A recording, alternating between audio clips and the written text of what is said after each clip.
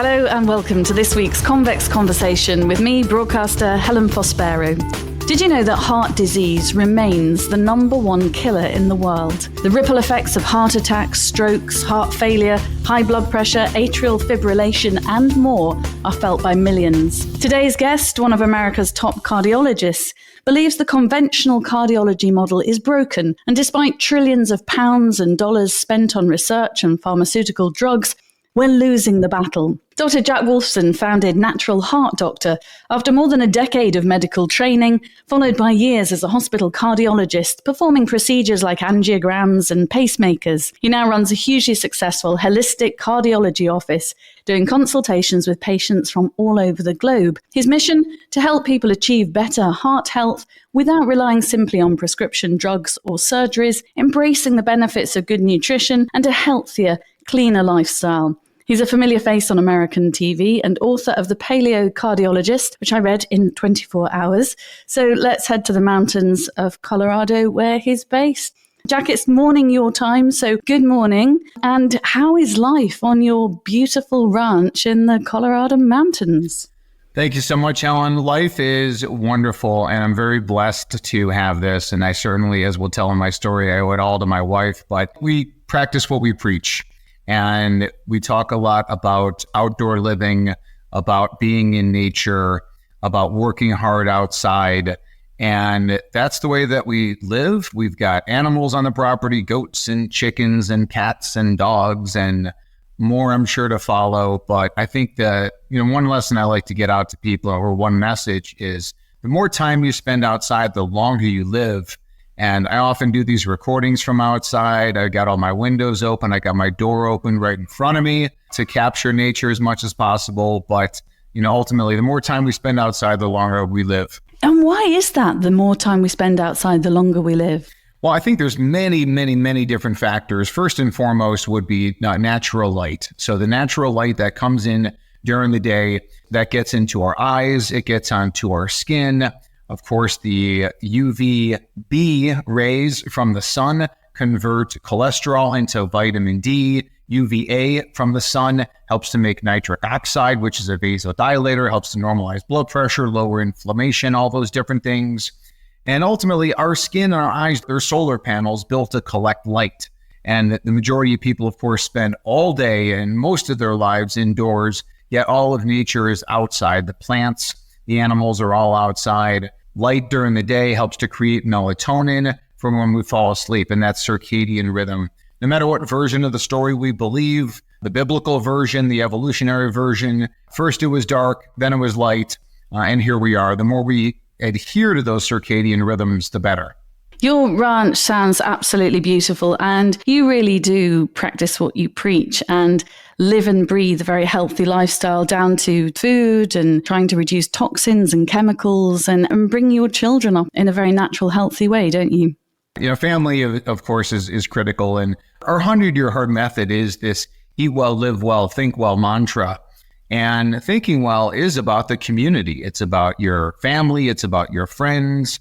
It's about these really tight relationships that are so important. The medical literature is clear on this, and it is common sense that these relationships are so important for total body health and wellness.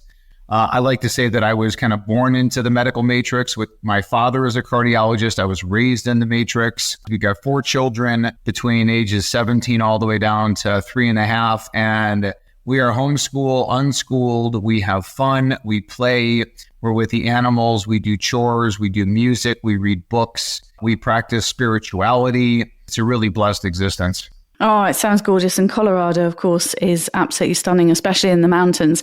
But just for those who don't know your story, Jack, and I've been following you on Instagram for a long time and have read your book. Explain for us the origins of how Natural Heart Doctor came about. So my father was a cardiologist, and I was in the womb, and I'm listening to the messages of heart, not health necessarily, but really more heart disease as opposed to heart health. So as my father may be talking to my mother about medicine or talking to his colleagues, I'm in the womb, I'm listening. And then, of course, I'm born and I'm listening. And my entire childhood, and it became quickly apparent to me that I wanted to become a cardiologist just like my father. And I would do just that. I would do 4 years of medical school, 3 years of internal medicine, 3 years of cardiology, joined the biggest group in the state of Arizona as a hospital-based cardiologist. So my career was just exploding at that time, and tons of money being thrown at me for the insurance-based medical industry. Cardiologists in the United States make a lot of money, well over $1 million US a year in many cases. And I was certainly one of those people. Wow. And I say that certainly not to brag, but more of like, there's so much money in that industry. It's very lucrative. It's a very dirty industry as well because of those financial incentives. But as my life was really just doing so well at that point, my father, not so much. My father was struggling with a Parkinson's-like illness that eventually would be diagnosed at the Mayo Clinic, the prestigious Mayo Clinic, one of the best hospital systems in the United States. They would diagnose him with PSP, progressive supranuclear palsy. Actually, the old British actor Dudley Moore died of PSP.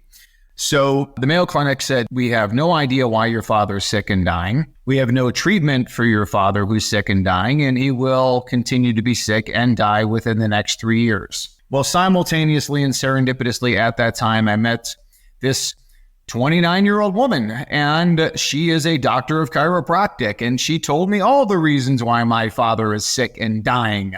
And I was just blown away by that message. I was like, oh, how come no one has ever told me that? The Mayo Clinic has no idea why, and here's this 29-year-old chiropractor, and she's got all the reasons. So because of that, I would start to change my diet. I would change my lifestyle and try and become radically different from my father under her advice.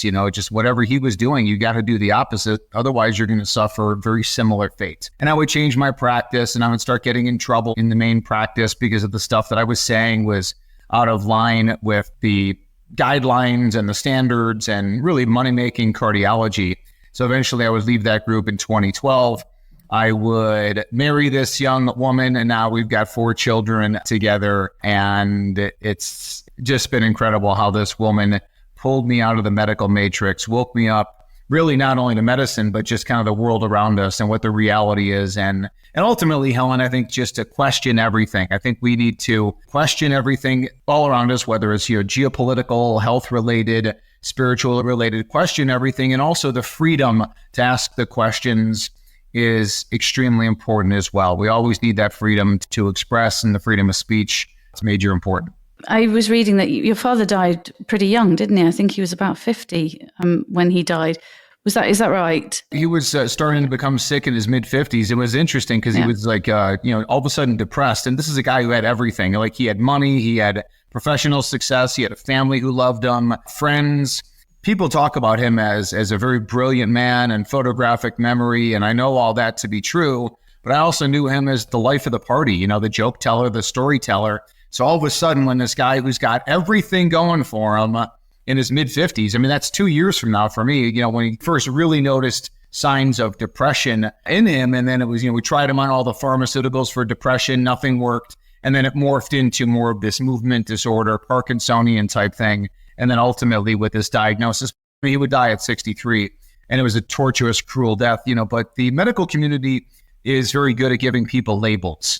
People, this one has PSP, this one has Parkinson's, this one's coronary disease, this one's dementia, this one's cancer, hundreds of different types of cancer. We're really good at these labels, but what we're not good at is causation.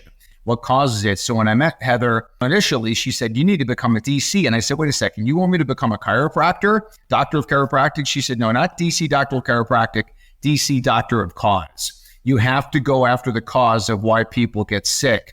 And that's exactly what I did with starting my company. Trillions are spent on pharmaceuticals and tests and cardiovascular procedures, yet heart disease is the number one killer. Are we losing that battle? Because it happens here as well, Jack. We tend to look at the symptoms and we treat the symptoms. And I know that from personal experience when I've been to the doctor, with high blood pressure, and it's here, take some pills. Not what is causing that and how can we get to the root? Is that why we're losing the battle, do you think? Yeah, we're losing the battle against the pharmaceutical cartel. We're losing the battle to $1 trillion+ industry. That's just in the US alone, 1.5 trillion of healthcare expenditure and up. The pharmaceutical companies that are making all that money worldwide. So yes, we're losing the battle, and they're winning as far as the revenue is concerned. They've got no interest in finding the cause.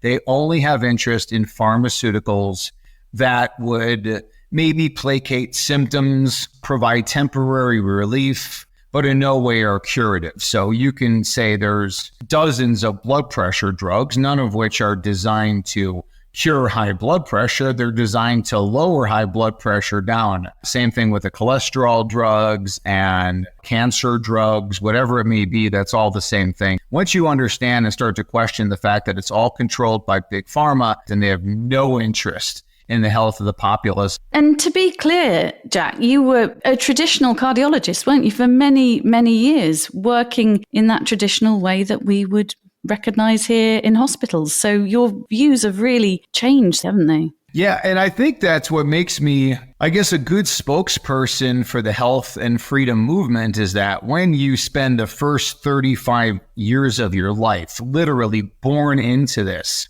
and you see things through that side, and then all of a sudden you have this epiphany moment, and now you see the holistic side, and now you are armed with the best of both worlds, then you really can become very critical of what's going on. I spent 6 years in the hospitals before eventually graduating as a cardiologist, and then 10 years in the biggest group, state of Arizona. So that's 16 years of hospital-based medicine. I sat behind closed doors where, we talked about the best medicine and treatments, but we talked about how to make money.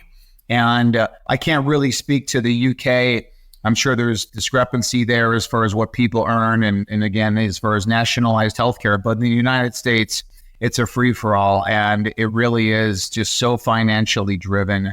And it's sad because it's the patients who are suffering from that care, and I see it every day. So let's break it down a bit about the key things that we could do to try and look after our heart health, and more broadly than just heart health, overcome disease. Do we start off, Jack, or can we start off looking at lifestyle?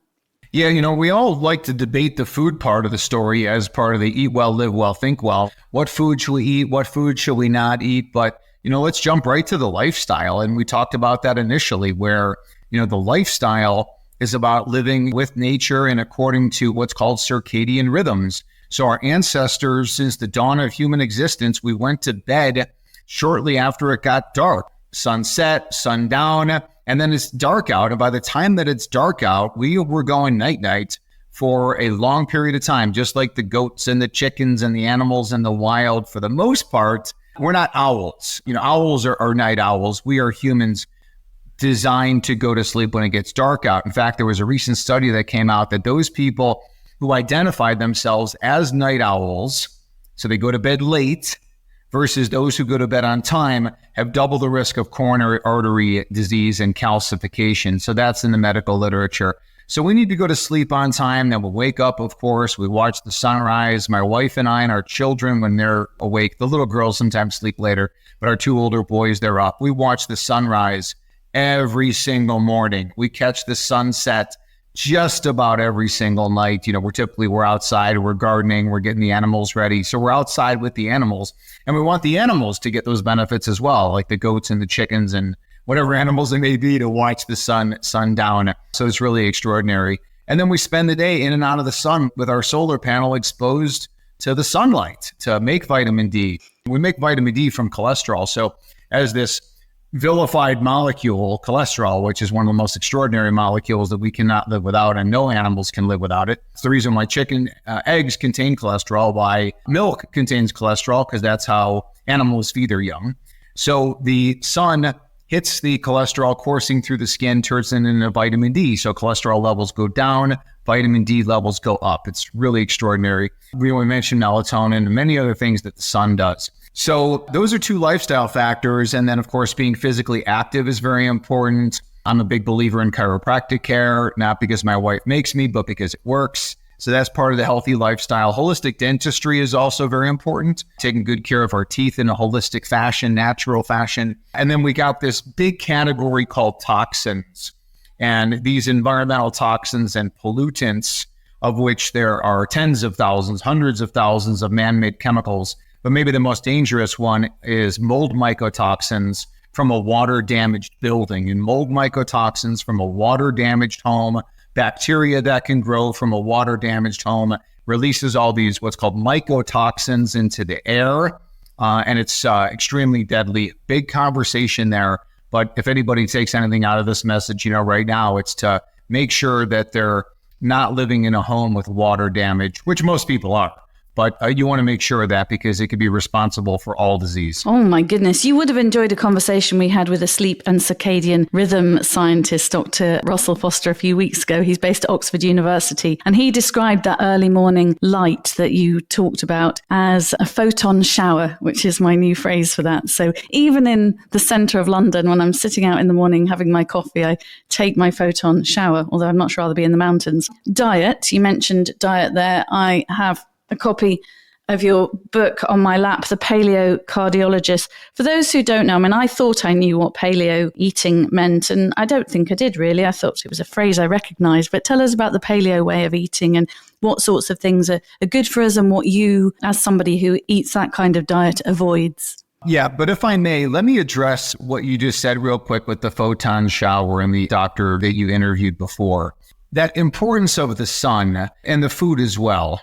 Think about London circa 1910. Think about New York City circa 1910, or my hometown of Chicago circa 1910. What the conditions were like, and therefore would limit life expectancy, would lead to outbreaks of pestilence and disease and viruses and bacteria and all these things that we've got chemical injections for now. And it had nothing to do with the lack of chemical injections, but everything to do with the lifestyle circa 1910. So you mentioned the photon shower. How does a 10-year-old kid in London circa 1910 get a photon shower? You've got all these high buildings, London weather, cold, a lot of gloom and doom. Same thing with New York, same thing with Chicago. And therefore, it's going to breed sickness. And then what was the food like in 1910? Do you think they were getting a lot of access in the cities to free-range grass-fed meats, wild seafood, quality vegetables and fruits and nuts and seeds and eggs and avocados and things like coconuts, which of course they wouldn't have in those areas? But it just goes to kind of show you how sick, and that's not even to mention the pollution of what was going on in those cities at that time. All right, so to answer your question again, the best diet is the Paleolithic diet. It's the hunter-gatherer diet. I didn't invent it. It's just the way it's been since the dawn of human existence. We are hunter-gatherers. We're not vegans. We're not carnivores. We're somewhere in between. That in between can be like based on the time of the year, what's available, personal preference. Some people may do better, a little bit more heavy on the plants. Some people may do better, more heavy on meat and seafood. There's no more healthy food than meat and seafood. There's no more nutrient-dense food than meat and seafood. Let me tell you this, Helen, we've got our backyard, chickens. We got 24 chickens. And when we put out food for the chickens, if we put out a trough of organic grain, maybe that would contain different seeds and maybe some sprouted oatmeal.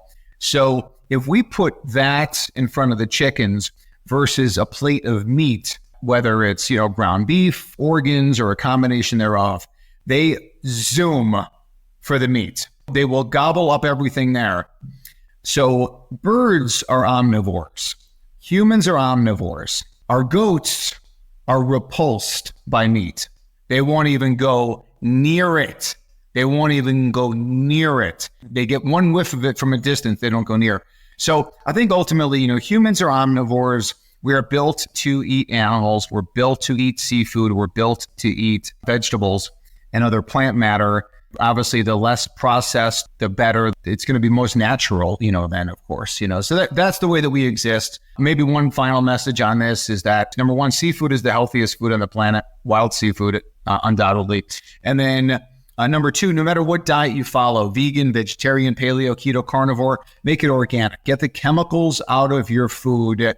We all agree on getting the chemicals out. That could be artificial flavors, artificial sweeteners. It could be pesticides, GMOs, synthetic fertilizers. Make it clean and organic. Do you avoid wheat, Jack, or is the paleo diet not including wheat? So what would be your sort of bread substitute, if you like? Because wheat's been modified, hasn't it, over the decades? Yeah, because a lot of people ask about wheat and they're like, well, what about biblical wheat, einkorn wheat, and it's mentioned in the Bible and things like that. So let me say this. We don't need wheat to be healthy. That's for sure. It's not something that we need. In order to be healthy, we need seafood. In order to be healthy, we need free-range grass-fed meats, including the organs. Like, we need that stuff. We need plant matter. As we're hunter-gatherers, right? We're gathering broccoli and lettuce and kale and chard and nuts and seeds, avocados and coconuts and olives. We're gathering that stuff. We weren't gathering wheat. We had no ability to process wheat. We had no ability to digest wheat, and we don't today. Wheat, barley, rye, corn, soy, these are things that are not human food, and our ancestors did not eat it. I'm talking about our ancestors, 10,000 years ago and beyond. So none of those foods are necessary. Now, do I think that some people get away with eating wheat, barley, and rye? The answer is yes. But again, we don't need it. And then we test people too, Alan. So we do what's called leaky gut testing. It's a blood test looking for immune response antibodies to gluten, gliadins, glutenins, the non-gluten components of wheat. There's different food panels that could look for sensitivity to these different grains. I don't eat those things. We follow the paleo pyramid, and the base of my paleo pyramid is seafood and animal products. I try and aim for seafood on a daily basis. Anchovies, sardines, wild salmon roe, clams, oyster, shrimp, lobster, crab, all those kind of things. One thing, of course, is that it's very high in omega-3 fatty acids, and people with the highest levels of omega-3 have the lowest risk of everything. And that goes down to the recent, pandemic. They have the lowest risk of hospitalization, mortality, and then again goes to heart disease, brain disease, cancer. Omega-3 is critical. Hold that thought. Stress. We all know that stress is bad for us and we know it causes inflammation, but why is it particularly bad for our hearts? And what things can we do to alleviate it? Because if you're stressed sometimes and someone says, oh, don't worry, don't be stressed, that's actually very hard sometimes to take away, even when you know that it causes the release of all those hormones that we don't want zipping around our bodies. Yeah, stress is extremely important. Every time that I see someone and I'm going over their history, what happened just before a heart attack? What happened just before a stroke? It's always a stressful event. Typically, it's chronic stress and then an acutely stressful event. In fact, there's two medical diagnoses that are much more common in women. One is called Takotsubo cardiomyopathy, or broken heart syndrome. That's a situation where a woman appears to be having a heart attack. She is having a heart attack. We go in there with catheters. We take pictures. There's no blockage. And what it likely was the stress-induced spasm of one of the arteries or a clot that happened and then lysed or it broke up. Prior to us examining that, it's a major cause of women with cardiomyopathy, mortality in women, again, Takotsubo cardiomyopathy. And then the other is SCAD, or spontaneous coronary artery dissection, one of the main causes of premenopausal heart attacks. And that is, again, typically induced by a stressful event. If the arteries have 3 layers to them, and then this is a situation where there's a shearing or a tearing in 2 of these layers, leading to a massive heart attack. And again, one of the major causes of heart attacks in younger women. So stress is extremely bad. We know this in the medical literature. People who say they have stress, live with stress, have a much higher risk of everything. Inflammation is like that common link to all disease. So if you say we've got cause, leads to inflammation, leads to disease. And that's kind of how that all happens.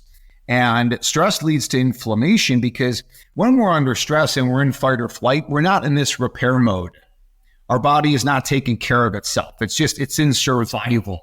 So when you're in survival mode, you're not worried about liver health, kidney health, gut health. You're worried about just the escapability. You're worried about just survival in that sense. So you're not really, again, in this ever recovery, which is another importance of sleep, right? So sleep is when we recover. And when we limit our sleep, very clear in the medical literature, higher risk of everything, people who sleep 6 hours or less. And that stress factor is huge. In short, Helen, I would just say that it's just a matter of find your happy. Whatever you need to do to use spirituality, gratitude, self-acceptance, community, very important, finding a good quality community, extracting yourself from relationships that are harmful and stressful to you. If you're unhappy with your job, hey, listen, I left the biggest group in the state of Arizona, as I mentioned, making well over $1 million a year because I was not happy. I was not going to be happy there. So I left. I certainly feel if I could change all these different things as a Chicago deep dish, pizza, hot dog, Italian beef guy, then anybody can. Organs are really important. And I remember when I was growing up, my mum used to cook liver and onions for my dad, and I must learn how to do it. But for those people who aren't necessarily wild about organs, can you supplement with stuff like that? Because that's really good for us, isn't it? Organ meat. Yes, you can supplement, with it. Little plug here. We actually do freeze-dried bison in our lineup. Myself and my wife's, company, over Natural Heart Doctor. My wife's company is called Wild Mamas. So we do bison, and the bison are just majestic animals. The organs, they think about the liver of the animal, all the vitamins, minerals, proteins, fats, for the liver to get the job done. It's just high in every nutrient. It's just an incredible, incredible organ. Our ancestors prized it. If you lived in the community, if you were hunter-gatherers, like everybody got, when there was a kill, everybody got a little piece of the liver, a little piece of the heart. And the modern palate in developed countries has really gotten away from that. Certainly in the United States. I can't speak to what's going on in some of these different places in Europe, but the fact that you may have grown up around liver and onions, it's a delicacy. And our kids see it that way as well, especially our little girls. And crazy as it sounds, my 6-year-old daughter, she's like, Dad, can I get some bloody liver? It's our palate has become a palate, related to sugar. So when you're addicted to sugar, you're addicted to ultra processed foods, it's hard to concept that, that liver. But I tell you what, if I put you somewhere and we had you do a week-long water fast, you would come out of that water fast and we would slowly introduce foods. And if we introduced to you that raw bloody liver, you would think it was a hot fudge sundae. But you have to change the palate for those people that are interested. Otherwise, you can swallow capsules. There's ways to sneak it in there. We got some cool stuff. We'll take like raw dairy, raw organs, raw honey. Raw honey can hide anything, right? Sugar can hide, anything. You can throw in raw cacao, raw almond butter, coconut butter, mix it up into a smoothie. You'll hide that liver pretty quickly. Now you're talking. Get some cacao and coconut in there. That sounds good to me. So is this the kind of thing you do with your patients, Jack? Are people coming to you because they're sick, or are lots of people coming to you because perhaps like me, they want to look after their health and they want to have some tests done and see what's happening and see how to improve things? Yeah, I think prevention is, certainly worth a pound of cure. So most of the people who come to see me, of course, they've already had a heart attack or a stroke or cardiomyopathy, heart rhythm problems like atrial fibrillation. Maybe they're on pharmaceuticals and they want to get off, or high blood pressure, cholesterol. Ultimately, I love prevention, and that's where I'm at. Listen, my father, as I said, right, died at 63. I don't want that to become me. I've got a wife, I've got 4 children, I've got a lot to do, and I don't want to get sick. So it's very motivational for me. Because people ask me, they're like, oh, well, do you feel better living this lifestyle? I'm like, well, I didn't feel bad before. I felt good then and I feel good now. But this is all about prevention for me. And it's very exciting. And it's also, of course, it's critically important for the environment, to eat and live this way. There's no better way to eat and live than this way, outside of being a true hunter-gatherer out there. I live a hunter-gatherer lifestyle only in the sense in a modern world. I'm not actually hunting. We do some gathering. I've done a little bit of hunting of bison, but try to do your best in a modern world. That's all you can really do, but that's the best preventive strategy. There's a whole chapter dedicated to cholesterol. We're told by our doctors that LDL is bad cholesterol. I remember being at a lovely retreat and the doctor said to me, oh, your bad cholesterol's a little high, which is surprising because you lead a pretty healthy lifestyle. And my first response was, oh God, you're not going to say I need a statin because I ain't taking one. And he looked and he went, no, he said, your omega-3 is a bit low. You need to eat a lot more omega-3 in your diet. Bust the myth for us, because perhaps like it is in America, here, generally, if you go to a GP, so-called bad cholesterol is a little high. They're very keen to get you on a statin, which, as I know from my parents, comes with lots of side effects. So cholesterol's key, isn't it, for our body? Isn't it kind of what we're made of? Yeah, cholesterol is key. All of our hormones come from cholesterol, testosterone, estrogen, progesterone. Vitamin D comes from cholesterol. Cholesterol is very important for our digestion. It's made by the liver, put into the gallbladder, squeezed on top of the food so we can absorb all the nutrients, from the food. Cholesterol is in every single cell, in the cell membrane, the brains of the cell, the fence that keeps things inside the cell that belong, outside the cell that don't belong. It's heavily made of cholesterol. So it's a very important molecule. Now, that cell membrane is also heavily influenced by omega-3 fatty acids, specifically from seafood, where it's so critical. So cholesterol, it's vilified because you can sell drugs based on it. And this whole concept of LDL is bad, HDL is good, that's pharmaceutical company speak. That's the way that the medical doctors are brainwashed into that way of thinking, and it's a total fallacy. LDL is a purpose, which is why all mammalian species on planet Earth have LDLs and have HDLs. They have a purpose. Now, what we don't want is we don't want a lot of what's called oxidized LDLs or damaged LDLs, these small, dense LDL particles, and that should be measured. So those, in a sense, become the bad LDLs. There's the good LDLs, there's the bad LDLs. We can measure all those. And to wrap this up, like the answer is never statin drugs. Statins are poison. The efficacy or the benefit, according to the studies produced by the pharmaceutical companies, is very limited benefit. Some studies show no benefit, and actually some studies show increased mortality or dying related to the statin drugs. That's not even talking about the side effects. So the reality is that statin drugs have very little, if any, benefit, and they have a large amount of side effects, of which are minimized by the pharmaceutical industry. So statin drugs are never the answer. I never prescribe statin drugs. I never will. Pharma's never going to outsmart Mother Nature. It's just not going to happen. So what do people do, Jack, if they are concerned about the cholesterol, or you have a patient and the cholesterol balance, she says, not being very medical, isn't quite how it should be? What are the ways that you can get it back on course and rectify that in the body? Well, we look through everything through the lens of the 100-year heart method. So we mentioned the eat well, the live well, the think well. That's all the foundational stuff. And then we do the most advanced testing in the world. So we're doing all the advanced lipid particle analysis, but more important, looking for markers of inflammation and oxidative stress. And if you have inflammation and oxidative stress, you got to figure out why. It's either an excess or a deficiency. An excess of toxins, bad food, chemicals, mold mycotoxins, or it's a deficiency of certain nutrients, right? We mentioned omega-3s, copper, molybdenum, manganese, iron, magnesium, potassium, B vitamins, vitamin A, D, E, K, right? Vitamin C, all of it. So it's either an excess of the poison or a deficiency of the good stuff. And then once you balance all that, now the lipids start to improve. Having a healthy liver, for example, is critical to process all those old LDL particles that are small, dense, oxidized. Having a good quality liver function, so sometimes even just a good liver detox would be helpful. And some of this you can test with a simple urine test, can't you? Urine testing certainly can test for toxins. We offer another urine test here in the United States that checks for what's called lipid peroxides or oxidized, damaged lipid particles like LDLs. And if you have elevation there, you better figure out why, and you better get that fixed. But a lot of the toxin testing is based on urine. You know, the lipids and stuff like that, you still have to do blood analysis, but the information's out there. Now, whether or not insurance is going to cover it for people, or they got to pay out of pocket or make a little bit more effort. But I do believe in that kind of, again, eat well, live well, think well, but then test, don't guess. So no matter what diet or plan you're following, and no matter how you feel, look under the hood. Just be proactive, because if you feel great, yet your blood work is off, you better figure out why, because you're not going to feel great, very soon. So we need to figure that out. And then we get into things like evidence-based supplements. And I mentioned that first, right? Evidence-based. There's evidence for so many of these things that the medical doctors don't have a clue about.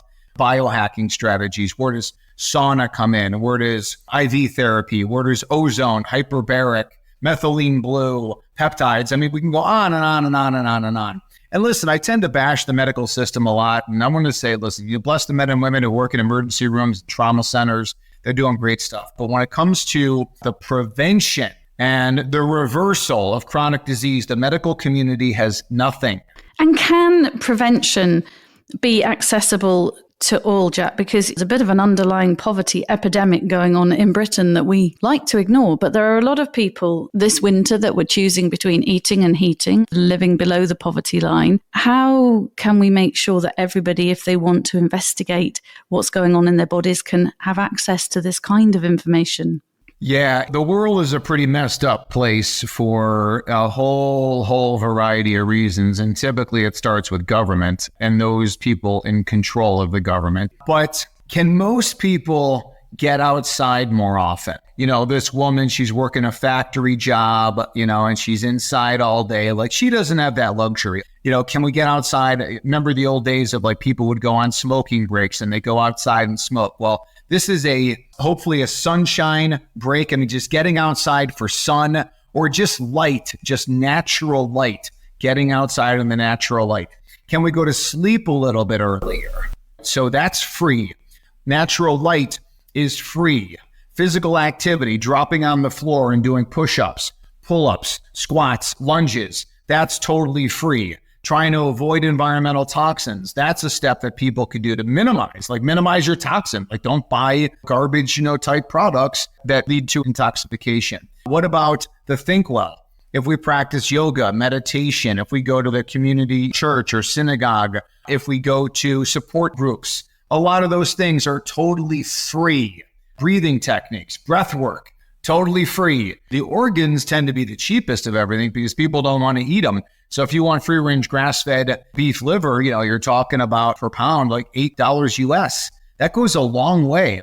A family of 6, if everybody got a sixth of pound of liver, that and some vegetables, and that's a pretty darn hearty meal and will keep you satiated for a long time. You won't need much else after that. No, I was just thinking back to my grandparents, actually, who went through my grandfather went through 2 world wars.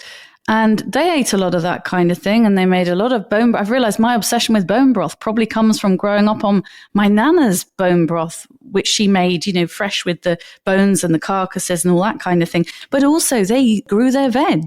And I suppose there wasn't a name for it in those days. There wasn't the organic tag, but they grew stuff without chemicals on, and they grew it in a very tiny little garden. And I try and make some more time in my life. We're here in the centre of London with not a garden, with a balcony. And I remember when the kids were little, we used to grow stuff. And it's like, hang on, we need to get back to that again. Grow some stuff. It's so fun for the children. We talked a bit about toxins and things like that. What about plastic? I think I saw you somewhere on one of your posts talk about microplastics found in arteries. Am I right, Jack? Was that your post? So a couple months ago, one of the biggest medical journals in the world, New England Journal of Medicine, that's Harvard Hospital out of Boston, they published an article that talked about microplastics in the arteries. So they looked at a group of people where they were undergoing a procedure called a carotid endarterectomy. So they scooped out plaque in the arteries that supply the brain.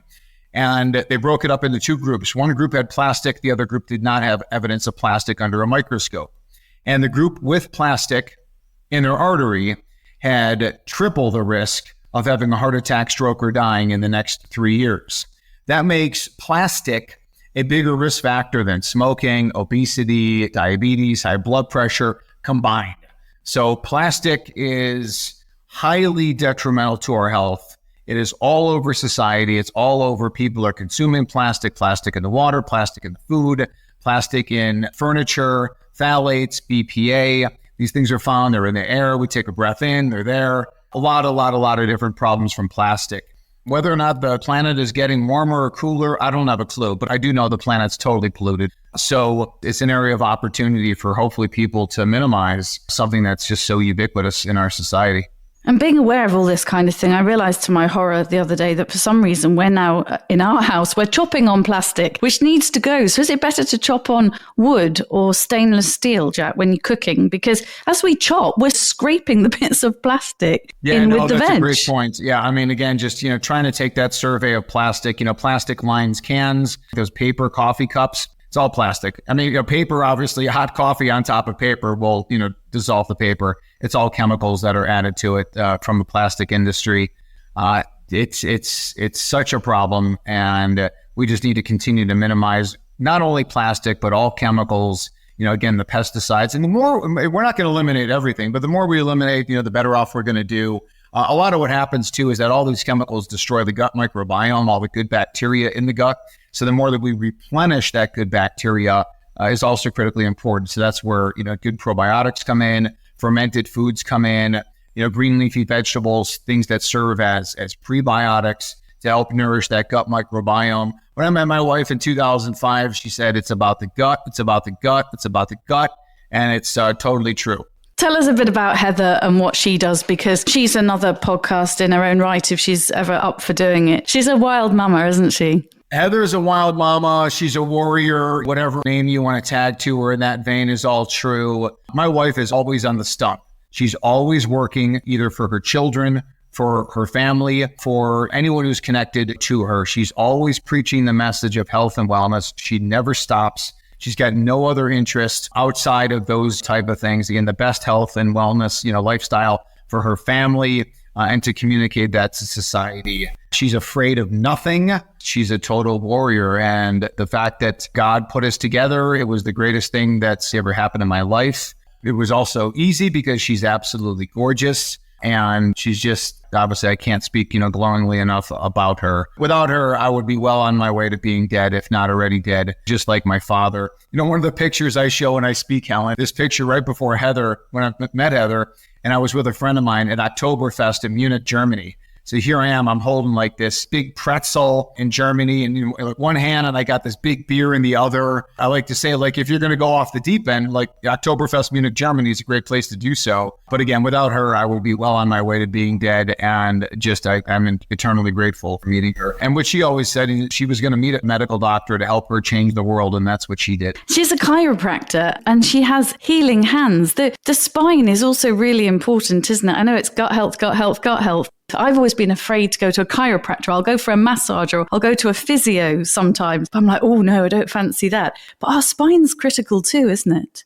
Yeah, and I know some wonderful chiropractors in the UK. And I wrote about this, as you know, in chapter 14 of my book. It's called The Wonders of Chiropractic, where I show some of the science behind chiropractic, the evidence of how it works in, studies and stuff like that. But I guess what I want to say is this, is that your brain then really, goes into the spinal cord and then releases all of these nerves. So it's kind of like this massive electrical system in the body. So when you have problems with the spine and the spine is misaligned just because of 21st century living, coming out of our mother's womb, sitting in chairs, you fell out of a tree when you were 6, car accident when you were 16, someone up the overhead bin on an airplane and someone dropped a suitcase on your head. Like, things happen and you need to get adjusted. And what happens is that every bone in our body is innervated by the nervous system. So by manipulating the bones, by changing the physiology of the bones, you send neurologic signals in an afferent pathway up to the brain, and then the brain through efferent pathways influences the rest of the body. This is obviously very important and apparent in the autonomic nervous system, parasympathetic, sympathetic.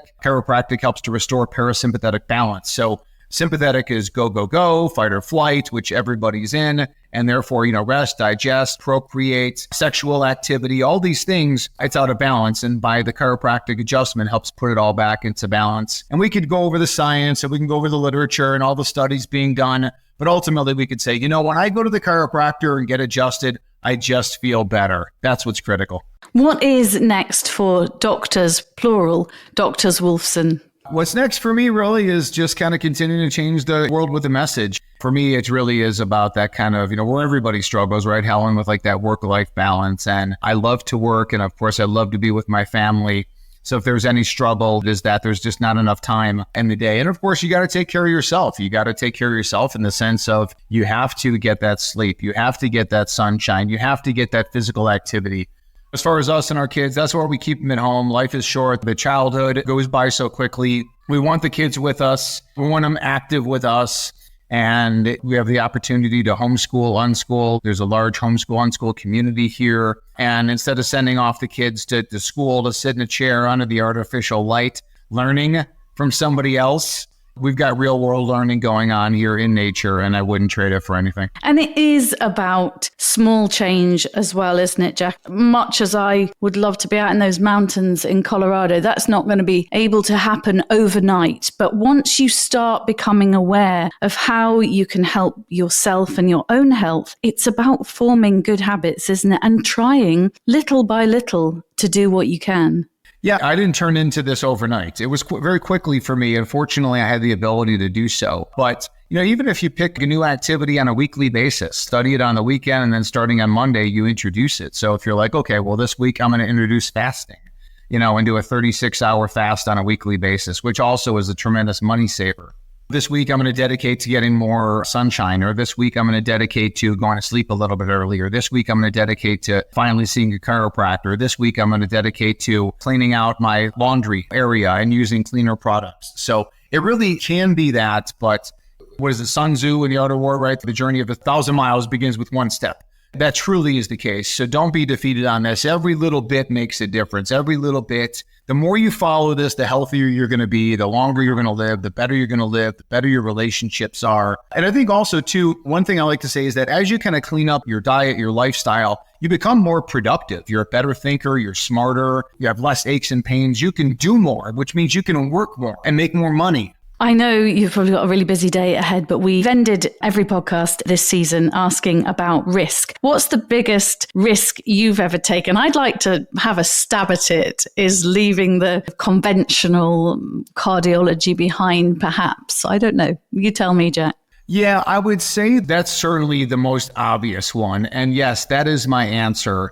To leave the medical matrix, the financial security, the professional security, the guarantees of all of that, and stay inside the medical matrix and everything that I ever learned and that my father taught me and all my other mentors taught me. The risk of leaving was monumental in my eyes. I never had any self-doubts about it. I knew I could do it because I knew the world needed it. And I knew that I was put here for this reason. I knew that my father's death and his sickness was for a reason. I knew that it would not be in vain.